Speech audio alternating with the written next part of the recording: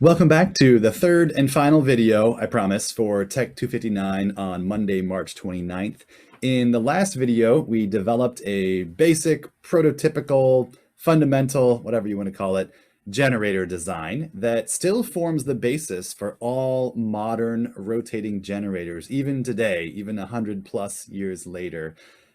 Any rotating generator that is from a wind turbine or a nuclear plant or a gas turbine plant or a coal plant or a biomass plant that uses a steam cycle, any of those use a generator just like or very, very similar to the design that we talked about in the last video. In the last video, we also talked about the right-hand rule for generators, which gives us a relationship between the motion of the conductor, that's the thumb, the direction of the magnetic field from north to south, that's the first finger, and the direction of the current that results from the induced voltage in the conductor, that is the second through fourth fingers. So those were the highlights from the previous video. In this video, I want to stick with that exact same prototypical generator, and I want to plot the output. So I want to see what the output of that generator is over time.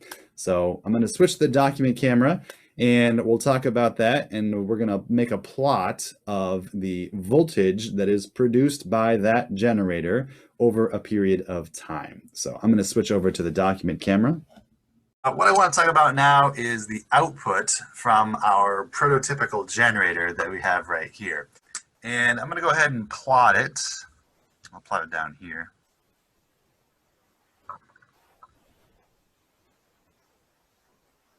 On an axis where the vertical axis is going to be the voltage measured in volts. So I know that looks funny, but V stands for voltage, and then in the V in the brackets stands for volts. So it's voltage measured in volts. And on the horizontal axis, I'll extend this a little bit more, this is going to be rotations. So how many rotations has this armature, this coil of wire, how many times has it gone around? And to make this simple, I'm only going to look at one rotation. So this is going to be one rotation, and then this is half of a rotation. And then I'm going to divide it up once more into 4 parts total. So that is going to be a quarter of a rotation, and this is 3/4 of a rotation. So we're going to think about our armature. You know, here's my hand, here's the armature. Right now the armature is horizontal, and then after a quarter of a turn it's going to be vertical. That's a quarter of a turn. And then after another quarter of a turn, for a total of half a turn, it'll be horizontal again. But flip-flopped, the wire that was over here is now over here, and vice versa. And then after 3/4 of a turn, it's vertical again, like this. And I can't rotate my hand anymore in that direction, so it goes back to its starting position at 1 full rotation. All right. So if we knew the values of, say, the magnetic field strength all around in here, and if we gave some dimensions for the armature, and we knew how long it was going to take to rotate, then we could use Faraday's law, and we could calculate quantitatively what the voltage is at every point in here as it rotates around. I don't care that much right now. Anyway, we could calculate all that if we knew the parameters, but I don't actually care so much right now about the parameters. I just want us to get a feel for the shape of the output, what the output's going to be. All right, so let's start it right here with 0 rotations. So our armature is currently horizontal, but it's rotating, okay? So it's horizontal at this moment in time, but it's in the process of rotating, probably at several thousand RPM. We'll talk more about RPM speed next time, probably. But in any case, this thing is rotating, but right now, at this point in time, it happens to be horizontal, all right? And so what we have to think about is, do we have a conductor? Yes. Do we have a magnetic field? Yes. And do we have a change in magnetic flux? Do we have motion? And what we're really concerned with in Faraday's law is, do we have a change in magnetic flux as we rotate this thing? All right, and let me mention now that you know you have a change in magnetic flux. The easiest way to think about this, whether you have a change in magnetic flux or not, the easiest way to think about this is whether your conductor is cutting through lines of magnetic flux. We're thinking about these wires, this wire here and this wire here, and as this is rotating, this wire is cutting through these lines of magnetic flux right here. This wire is cutting through these lines of magnetic flux over here. And so I definitely do have a change in magnetic flux because these wires are cutting through lines of magnetic flux. All right, that's a good way of thinking about it. If you're cutting through lines of magnetic flux, then you have a change in magnetic flux. If you're not slicing or cutting through lines of magnetic flux, then you don't have a change in magnetic flux. All right, so anyway, we do have a change in magnetic flux, and we have some amount of time that is going to take it for it to rotate a small amount. And so the point being that I do have a voltage. I don't actually care what it is necessarily, but I do have a voltage. And we said last time that this doesn't really matter for right now, but we said that this is the positive side, because if we connect a load, the current's going to come from the positive side, from this side, because the current is coming out here, and the current always goes from the positive side through the load back to the negative side. So this is the positive side right now, and this is the negative side right now. And what we're going to do is we're going to attach a multimeter, pretend like you're attaching a multimeter to this wire and to this wire, and then we're going to follow this along as it rotates. So we're going to follow this wire along with this probe on the multimeter. We're going to follow this wire along with this probe on the multimeter as this thing rotates. So it's going to rotate around like that, and we're going to keep following it with those multimeter wires. As it rotates, of course, our wires would get all twisted up, but don't worry about that for right now. We're just measuring the polarity. We're just measuring the voltage of this wire relative to this wire as this makes one full rotation. All right, that's what we're doing. And the point that I'm trying to make right now is that if I did this, if I measured this, I would get a voltage. Because I have a conductor, I have a magnetic field, and I have a change in magnetic flux because I'm cutting through lines of magnetic flux. All right, so whatever it is, I don't care about the exact value right now, but we'll say that it's here. That's what it is right now. Whether that happens to be 10 volts or 100 volts, I don't know. It doesn't matter, but it is some voltage. All right, so now our armature is rotating. So it was horizontal. It's going to go to a quarter turn. So now it is vertical. And this is why I really belabored that point about cutting through lines of magnetic flux, because I want you to think about this right now.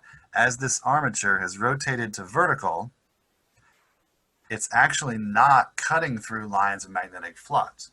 What has happened is this segment of wire has rotated up, and what it's going to do is for this period of time, it's going to trace along this line of magnetic flux. It's not cutting through it.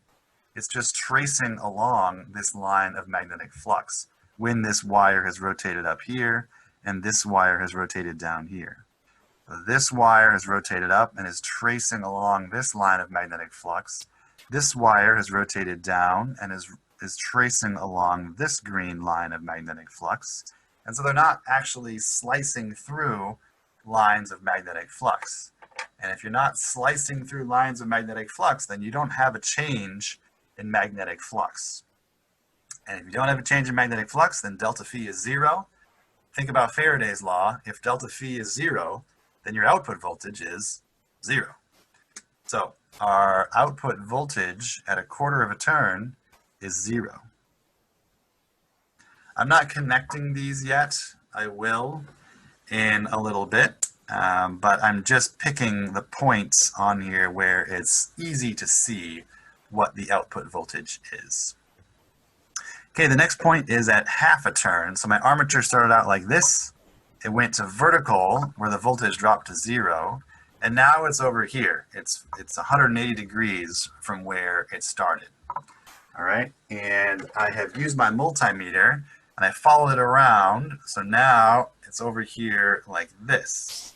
And now what we could do is we could apply the right-hand rule again, and we would see that whatever wire is over on this side is going to have current coming out of the board or out of the page. And whatever wire is over on this side is going to have current going into the board or into the page. The thing is that it's this wire that now is over here, and it's this wire that is now over here. And I'm measuring this, and I'm following along with those wires as they rotate.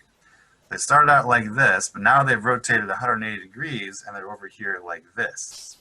So what I actually have is the exact opposite voltage that I had initially, because this wire is over here, and now this wire has current coming out of the page, and this wire is over here now, and it has current going into the page.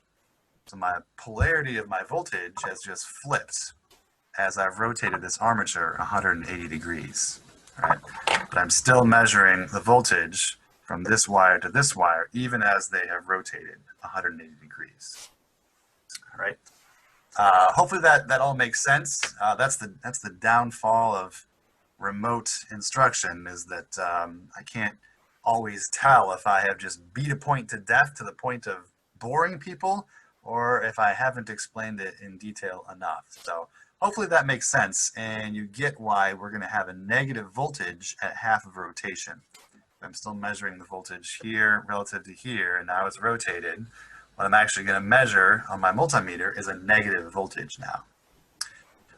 If anything on this lecture doesn't make sense, then please do come to virtual office hours, and we'll talk about it in more detail.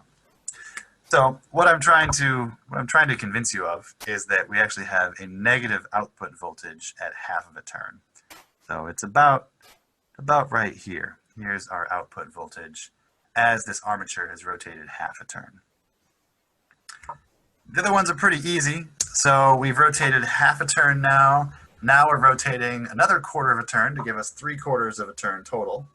And what you can see is that the armature is vertical again. And when the armature is vertical, then the wires are just tracing along these green lines of magnetic flux. They're not cutting through them. And they have to be cutting through the lines of magnetic flux in order to get a change in magnetic flux. So if they're not cutting through lines of magnetic flux, then we have no change in magnetic flux, and by Faraday's law, our output voltage is 0. So once again, at 3/4 of a turn, when the armature is vertical, I have 0 output voltage. Now we're at 3/4 of a turn, and now finally we go back to our starting position. If I can move my hand that far, back to our original starting position, and this thing is still rotating, and so I'm cutting through lines of magnetic flux just like I had initially, and in fact I'm in the exact same position as I was originally, and so my output voltage is the exact same as it was originally. So it's about like that. All right, so we could actually do that. We could even do it quantitatively. We could calculate this by Faraday's law, or certainly experimentally we could do this. And we could do this for all these different points in between here. But in the interest of time and brevity, we're not going to do that. But I'm going to connect the dots, and I'm going to connect them in a certain way. They don't just go straight linearly down and then up. The way you would actually see this happening is it kind of curves. So let me try my best to draw it as well as I can. It kind of curves down like that, and then it curves back up again like that. That's okay. It's not half bad. Not perfect, but it's not half bad. And maybe you recognize this general shape of curve. The general term for this is a sinusoid curve. The type of curve is a sinusoid curve. That's the type of curves that are sines and cosines. And if you remember your trigonometry, you'd say, actually, when it starts at 1, or when it starts at a positive value like that, actually it looks like a cosine curve. But that's okay. If we had started it at a different point in the rotation, we would get a different, slightly different starting position here. It would look like maybe that or something like that. So whether it's a cosine or a sine curve, doesn't matter. It's in general, it's a sinusoid curve. And that is the shape that you will find for any wall outlet, any place on the electric grid. You will find that if you plug in an oscilloscope to any point on the electric grid, you'll get a curve shape that looks just like that. Looks like a sinusoid curve. So this is actually a good point to emphasize. The reason, or let's say one of the two main reasons that we use AC electricity on the electric grid is because that's naturally what these rotating generators produce. If you wanted to use DC electricity on the electric grid, you could, but you'd have to have you'd have to do different things. You'd have to have converter stations, or you'd have to use a DC generator, which add a couple of things. They're slightly more complicated, not conceptually, but physically they are. And so the simplest type of generator is an AC generator. And the output of that type of generator looks like this. So this is just inherently, naturally, what generators produce. And so why not just put it directly on the electric grid? It's the easiest thing to do. Just put the AC output directly on the electric grid instead of worrying about rectifying it into DC or doing any of these conversions. All right, if you're interested in AC versus DC, it's a cool story. It's called the War of Currents in the late 1800s and early 1900s. I won't regale you with the full story of that, but basically it was Thomas Edison who was in favor of DC electricity, and it was Tesla and Westinghouse primarily who were in favor of AC electricity. And it kind of culminated more or less with the World's Fair in Chicago in the early 1900s, when Tesla and Westinghouse got the contract to provide the electricity, and they used AC electricity. So that was kind of the tipping point that really shifted all the momentum towards AC electricity. So that's all I'll say about the War of Currents. But that's a good point to note, that I was saying earlier about how this is what's naturally produced. This is AC, alternating current. AC is alternating current. So it produces a positive voltage, then it goes into a negative half cycle, then it goes up to a positive half cycle, negative half cycle, and so on and so forth. All right, so that's just naturally what's produced. The other reason why AC electricity is good to use on the electric grid is, well, it has to do with transformers. The ability to use transformers for AC electricity, which you can't do for DC electricity. The last thing I want to point out for today, before we'll stop for today, is that with this simple generator, as we rotated in one full rotation, we got one full electrical oscillation, right? We got one period. This is called a period. So we had one full period of electrical oscillation as we had one mechanical rotation, right? So on the actual electric grid, we want to have 60 hertz. 60 hertz is 60 cycles per second, or 60 periods every second. So we want to do this 60 times every second. That's the output that we're looking for on the electric grid that all of our electrical devices are designed for, in North America anyway, is 60 hertz AC. The rest of the world is mostly 50 hertz. But in any case, we're trying to design this so that we get 60 of these cycles every second, right? And we know I get one of these with one rotation of the armature. So if I want to get my output having 60 of these per second, then I know I need to rotate this thing 60 times per second. Normally we don't deal with rotations per second. Normally we talk about revolutions per minute. And if you have 60 revolutions per second, then you multiply by 60, because there's 60 seconds per minute, and you'll find that this is 3,600 RPM. So if I want to use a generator design like this, which is not uncommon actually, It's called a two-pole generator. 1, 2, 2 poles. With a two-pole generator, I need to rotate the armature 3,600 revolutions per minute in order to get 60 hertz electrical output, 60 cycles per second. All right, so I just want you to qualitatively understand that. I'm actually going to give you an equation next time that deals with the relationship between the mechanical rotation speed, the desired output frequency, and the number of poles on the generator. So I'll give you that next time. That's going to wrap things up for today. I know that was a lot of material for today, but thanks for sticking with me till the end. Most of the sessions in the next couple of weeks will not have as much material as we covered today, but we only met once last week, or each of you met in class once last week, half on Monday, half on Wednesday.